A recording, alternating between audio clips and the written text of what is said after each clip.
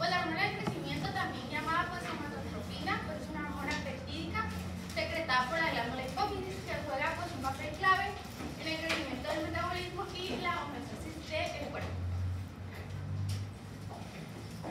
Pues esta es una proteína de 191 aminoácidos y su peso molecular es de 22 kilodalton, que se denomina GH22K o GH100. Este pues es secretado por la hipófisis anterior, también conocida como adenohipófisis, pues esta en respuesta a la producción del factor liberado de la hormona de crecimiento en el hipotálamo. Bioquímicamente, pues hablando, esta hormona tiene un gen localizado en el cromosoma 17 en humanos y su lugar de producción es en las células somatotropas de la adenohipófisis y pues se libera en picos de cada 3 a 5 horas con mayor producción durante la noche. Y pues aquí tenemos una imagen de los picos de 8 de la mañana, pues está bajo, aumenta 12 al mediodía, 4 y como va a medianoche. Seguimos con la bioquímica, pues tiene una concentración normal del plasma de adulto, pues oscila entre 1.6 y 3 nanogramos por mililitro, mientras que los niños o adolescentes pues aproximan que tiene 6 nanogramos por mililitro, y pues estos valores pueden aumentar hasta 50 nanogramos por mililitro cuando se agotan las reservas de proteínas de hidratos de carbono pues durante la iniciación prolongada. Hablando ya de su mecanismo de acción, pues esta hormona ejerce sus efectos a través de dos mecanismos, que es el mecanismo directo y el mecanismo indirecto. Hablando de su mecanismo directo, pues este actúa directamente en los tejidos diana al unirse a su receptor de GH y GHR, que pues activa la vía de señalización JAK-STAT, y pues sus principales acciones es la lipólisis, resistencia a la insulina y síntesis proteica. Como les mencioné, pues tiene mecanismo indirecto también, que este pues estimula al hígado para producir la IGF-1, que promueve pues el crecimiento óseo, crecimiento muscular, regeneración tisular y pues regulación del metabolismo energético. Hablando de su síntesis, pues esta está sintetizada y secretada por células somatótropas de la adenohipófisis, y pues su producción comienza en la vida fetal y continúa pues a lo largo de la vida, aunque pues se disminuye con la edad y tiene una regulación hipotalámica. Esta hormona tiene una secreción, bueno, está controlada por dos hormonas hipotalámicas, que es la GHRH, que es la hormona liberadora de GH y estimula la liberación de la misma hormona, y la somatostatina, que inhibe la liberación de la GH. También hablando de la secreción, pues esta está controlada por mecanismos hipotalámicos y factores externos. La GHRH pues estimula la producción de GH en respuesta a estímulos como el ejercicio, el sueño y la hipoglucemia. Tenemos también que la somatostatina inhibe la liberación de la hormona y pues regula sus niveles en función de las necesidades del organismo. También tenemos factores como el estrés, la edad y la composición corporal pueden influir en la producción de esta hormona. En el metabolismo pues tenemos que tener una vida media aproximadamente de 20 a 30 minutos en el plasma, y se elimina principalmente en el hígado y en los riñones. En el hígado pues una parte de esta hormona se une a proteínas plasmáticas, que lo que pues esta prolonga su acción. Se degrada en el hígado mediante procesos de endocitosis y proteólisis, y los riñones también pues participan en su metabolismo, filtrándola y degradándola en los tubos renales, y pues una parte de sus productos de degradación se elimina por la orina.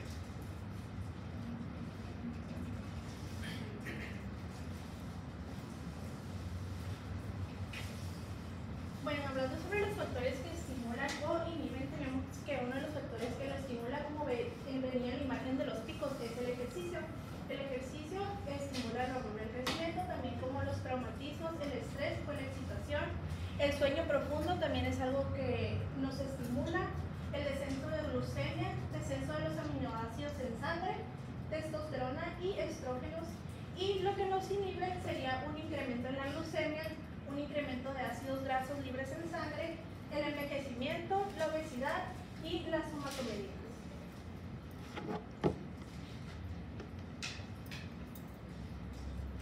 Bueno, vamos a empezar a hablar sobre los efectos fisiológicos. Primero vamos a hablar sobre los metabólicos. Bueno, tenemos como una introducción que el crecimiento y desarrollo es que la GH induce el crecimiento en la mayoría de los tejidos, favorece el aumento del tamaño celular y estimula la mitosis. Da una diferenciación celular, actúa en las células específicas como condrocitos, crecimientos óseos, que nos hacen el crecimiento óseo, y miocitos precoces. En la infancia aumenta el tamaño proporcional de todos los órganos y en la adultez los huesos dejan de crecer debido a la función epifisial.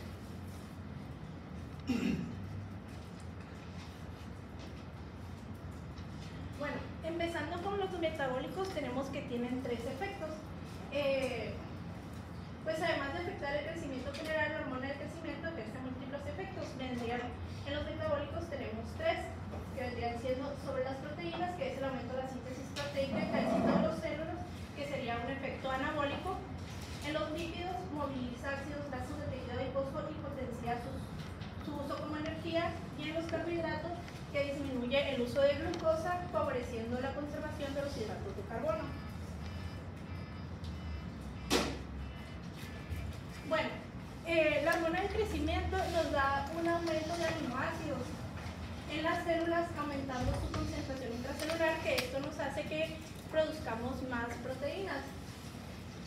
Y al mismo tiempo aumenta la traducción de ARN en los ribosomas, lo que permite la producción de más proteínas, y incrementa la transcripción de ADN, promoviendo la formación del ARN mensajero para fabricar proteínas a largo plazo. Aquí es donde tenemos nuestro efecto anabólico, porque al mismo tiempo que está produciendo proteínas, también nos está ayudando a secretar las proteínas. Bueno, tenemos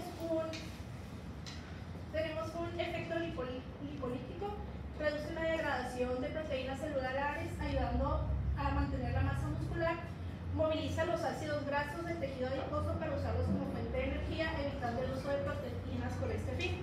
Al combinar el efecto anterior, que es el crear proteínas, y este que es el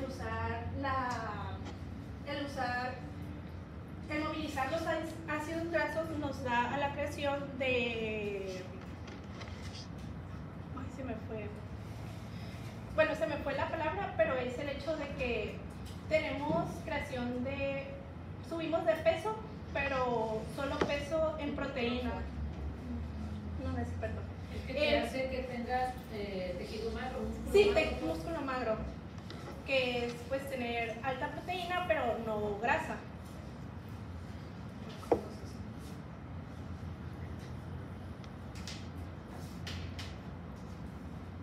Bueno, libera ácidos grasos del tejido, aumentando su concentración en los líquidos corporales. Intensifica la conversión de ácidos grasos en acetil-CoA, facilitando su uso energético en los tejidos, y disminuye la dependencia de carbohidratos y proteínas como fuentes de energía, promoviendo la quema de grasa.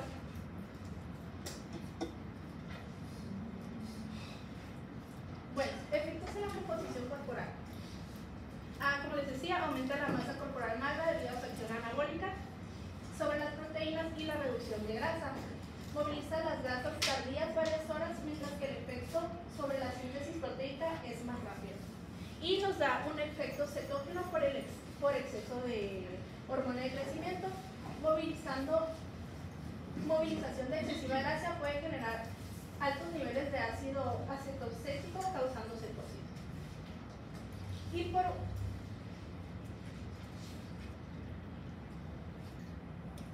Y el último efecto que tiene es el hecho de que es una hormona contrainsulínica. Disminuye la utilización de glucosa mediante menor captación de glucosa en tejidos como el músculo esquelético y el tejido adiposo. Aumenta la producción hepática de glucosa, elevando los niveles de azúcar en sangre y incrementa la secreción de insulina debido a la resistencia inducida por la hormona del crecimiento. Eso quiere decir que nos da una resistencia a la insulina. Mecanismos posibles de resistencia a la insulina es que es el aumento de los ácidos grasos en sangre inducidas por la hormona del crecimiento, y se ha observado que niveles elevados de ácidos grasos reducen la sensibilidad del hígado y el músculo esquelético a la insulina.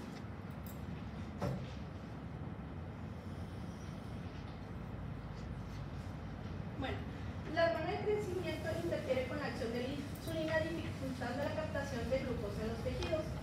Esto provoca un aumento de la glucemia, lo que lleva a una secreción compensadora de insulina. El exceso de hormona de crecimiento puede generar alteraciones metabólicas similares a la diabetes tipo 2.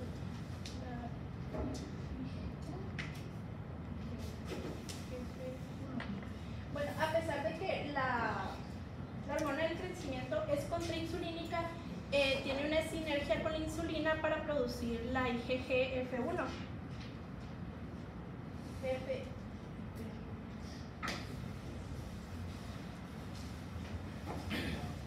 Ahora yo les voy a hablar sobre las necesidades de la insulina e hidratos de carbono para el crecimiento y estimulado por la hormona del crecimiento. Primero que nada, pues la hormona del crecimiento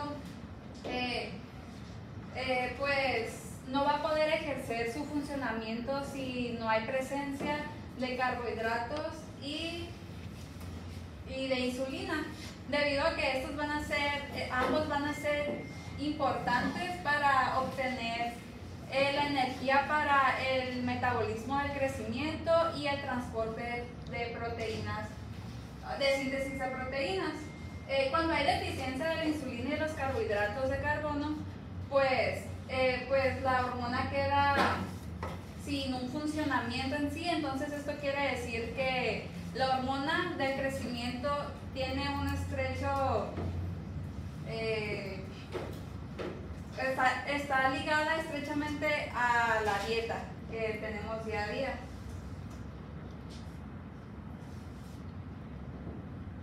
Bueno, pues tenemos dos tipos de crecimiento, que es el crecimiento lineal o el longitudinal y el del grosor de los huesos.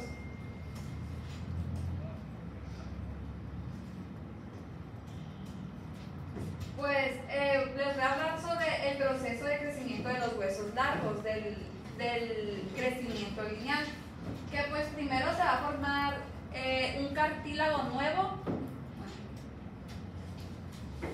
Primero que nada, pues tenemos un hueso, ¿no? Entonces tenemos la diáfisis, la epífisis y la metáfisis. Entonces tenemos que se va a formar un cartílago entre la epífisis y la diáfisis, que es el cartílago epifisiario. En este cartílago se va a formar nuevo hueso, o sea, quiere decir que el cartílago se va a ir estirando mediante, nosotros pues con los años, y este se va a calcificar cuando nosotros terminemos la adolescencia.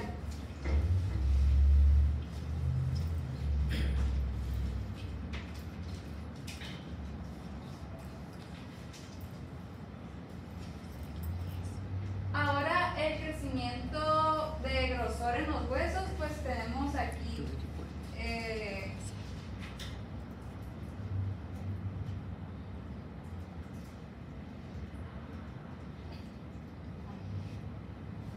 pues tenemos la epífisis y tenemos pues aquí el periósteo y el endostio, que en el periósteo se va a llevar a cabo pues lo que son los osteoblastos, que estos van a llegar a estimular, van a depositar el hueso nuevo en este espacio, donde los osteoclastos van a eliminar el hueso viejo. Entonces aquí es donde el hueso pues empieza a engrosar. Entonces los efectos de la hormona del crecimiento pues es que va a estimular los osteoblastos y va a aumentar la formación ósea. Permite que el grosor óseo aumente durante toda la vida. Entonces quiere decir que el crecimiento lineal solamente va a ser aproximadamente hasta los 25 años y el crecimiento de grosor va a ser pues por toda la vida. También pues se dice en el libro que llega a afectar más en la mandíbula y en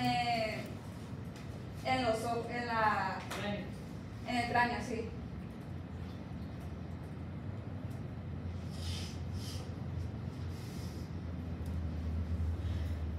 Ahora pues les voy a hablar de los efectos a través de las somatomedinas.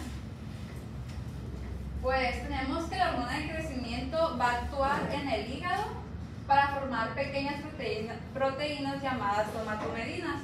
Las somatomedinas van a ejercer un efecto estimulante de todos los aspectos del crecimiento óseo. Las somatomedinas también reciben el nombre de IGF, que es el factor de crecimiento pseudoinsulínico y pues tiene uno más importante que es el somatomedina C, o también llamada factor de crecimiento parecido a la insulina tipo 1.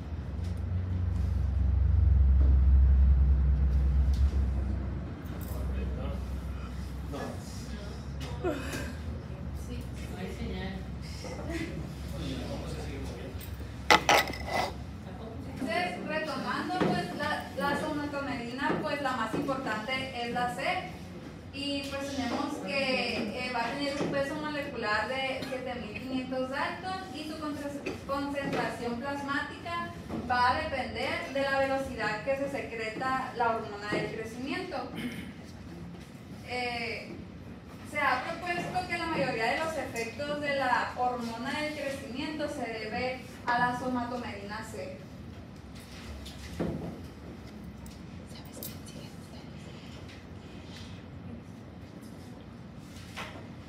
Tenemos que la hormona del crecimiento va a tener, se va a unir de forma débil a las proteínas plasmáticas de la sangre. Por tanto, se libera con rapidez de la sangre a los tejidos, que va a tener una semivida de aproximadamente 20 minutos. Y la somatomedina C se va a unir con fuerza a una proteína transportadora sanguínea, que esto va a hacer que dure más tiempo, que es un aproximado de 20 horas. Y pues como ya les había mencionado, pues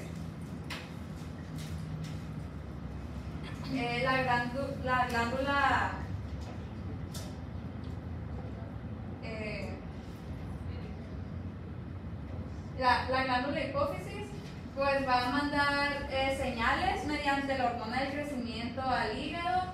Entonces pues esta va a producir la somatomedina C y pues va a crear el crecimiento pues de los huesos y del músculo.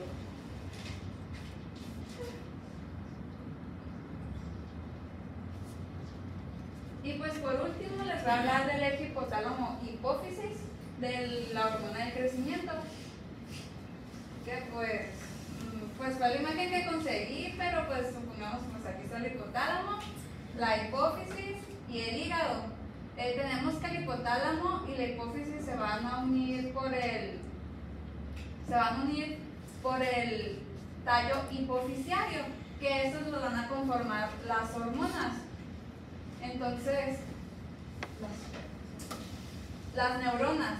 Entonces, tenemos que la hormona liberadora de hormona del crecimiento va a bajar al lóbulo anterior de la hipófisis y va a estimular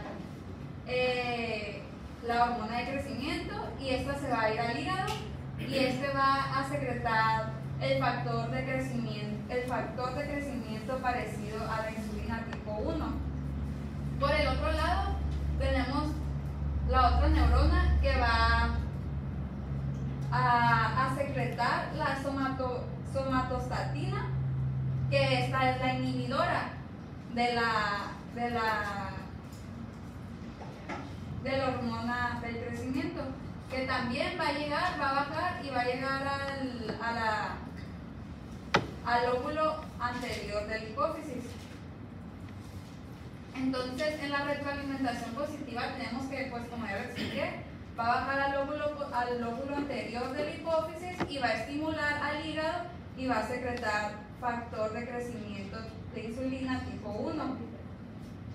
Pero del lado de la retroalimentación negativa tenemos que la somatostatina va a llegar igual a la hipófisis del lóbulo anterior y pues va a inhibir a la hormona del crecimiento.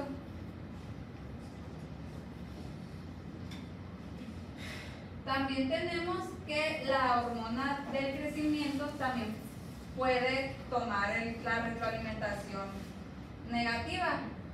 En igual de irse al hígado, puede regresar al hipotálamo y secretar y estimular a la hormona, a la neurona, ¿verdad?, de la somatostatina y pues irse igual hasta llegar al lóbulo anterior de la hipófisis. Tenemos que el hígado también, el factor de crecimiento, el factor de hormona de crecimiento, la IGF, pues tipo 1, pues también puede llegar a estimular. ¿La somatostatina dónde se produce? En el núcleo. No, pero ¿qué lóbulo? ¿Anterior o posterior? Anterior. Y llega y estimula. Estimula la hipófisis, pues llega a la hipófisis y secreta hormona de crecimiento. Entonces es otro de sus estimulantes, ¿no? Ajá. Luego, pues va a estimular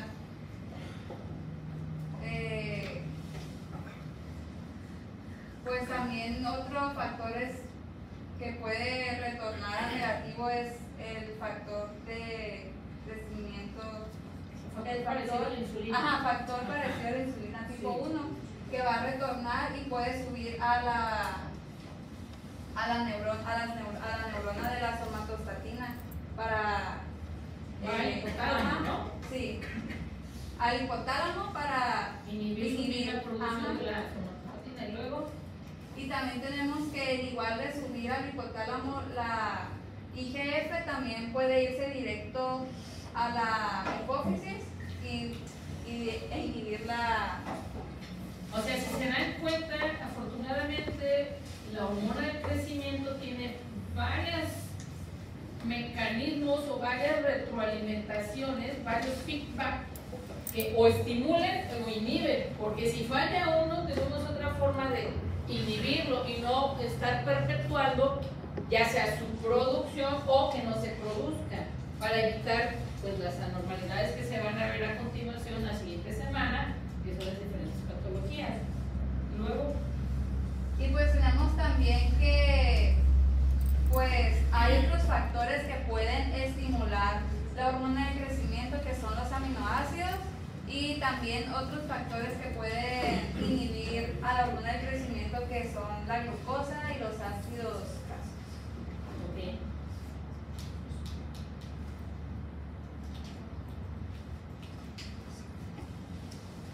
Y pues esto ha sido todo por nuestra Bueno. parte. Les pusieron una forma muy sintetizada y muy bien, estuvo bien explicado. Hay que nomás vamos a conceptualizar, vamos a cerrar. Quedamos que entonces la hormona de crecimiento, ¿cuándo le traes todo lo que da la función del metabolismo? Para abajo. El metabolismo. ¿Dónde están todos?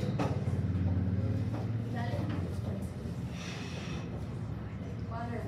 Es que traes donde integras todo lo que explicaste por rubro, pero traes una imagen donde integras varios, ¿no? La última. Déjame tantito la del hueso. A ver, Los que les toca acromegalia y gigantismo, hacen la mano.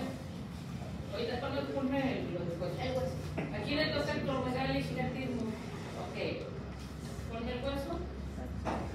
Su compañera ya les explicó el mecanismo normal de la función de la hormona, que hace a nivel de la diáfisis y de epífisis cuando está estimulando el crecimiento longitudinal. Entonces, ustedes me tienen que explicar qué pasa, cuándo pasa y por fuera del gigantismo. ¿Pasa a la otra? Cuando me están del otro hueso.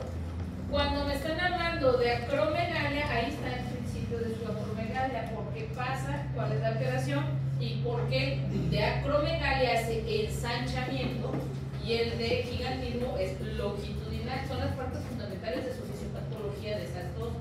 Para que me lo, no he visto su clase, entonces para que me la enseñe para ver qué tanto le tienen que poner de fisiopatología, definición, y me tienen que hablar de gigantismo, luego de acromegalia o como quieran, pero no juntas, separadas, y ya lo último si quieren pueden poner un cuadro donde pongan las diferencias entre una y otra, pero las tienen que dar por separado.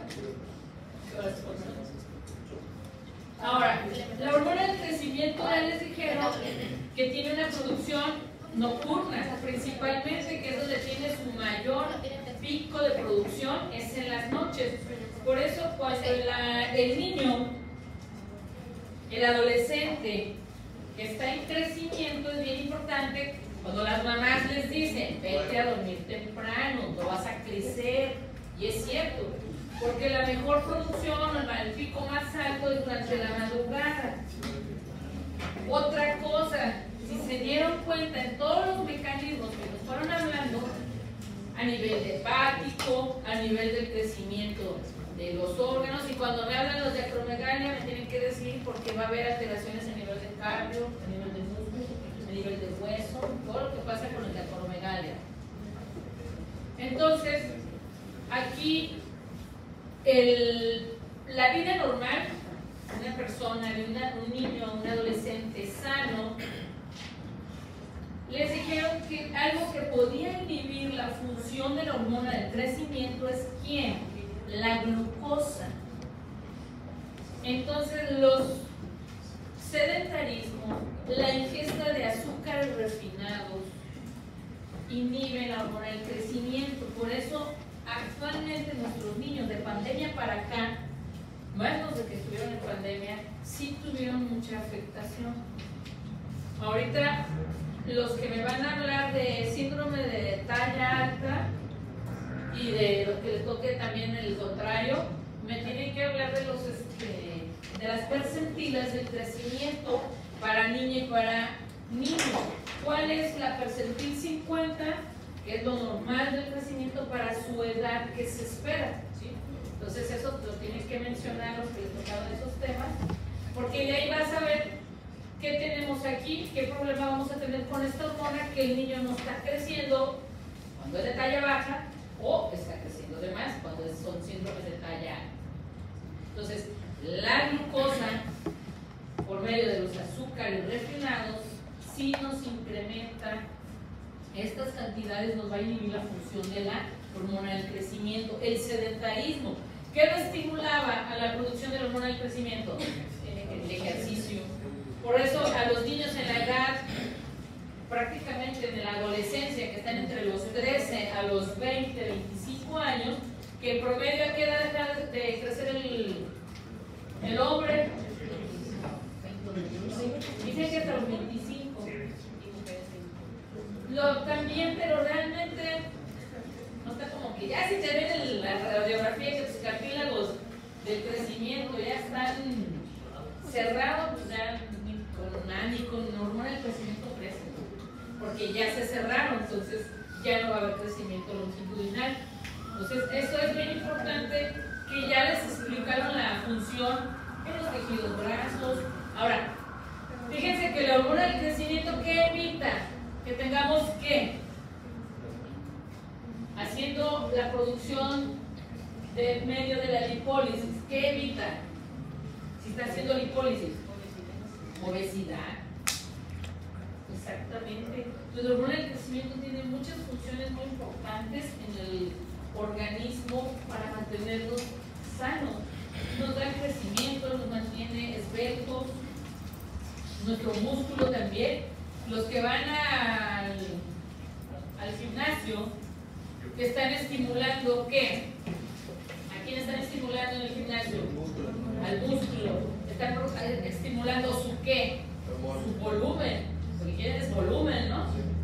Entonces ahí ¿qué van a darle? ¿Qué comen? ¿Qué consumen? Proteínas, ¿no? Porque es lo que les decía en una de las que se le borró el caso de la doctora, que era el músculo magro, ¿sí? Que es la proteína. Cuando ustedes van a comer un corte fino, ¿qué es lo que tiene menos? Grasa. ¿Qué es lo que tiene más? Carne, pues, o sea, eso. Y en el organismo ustedes se trata de que tengan más músculo magro que tengan tejido adiposo.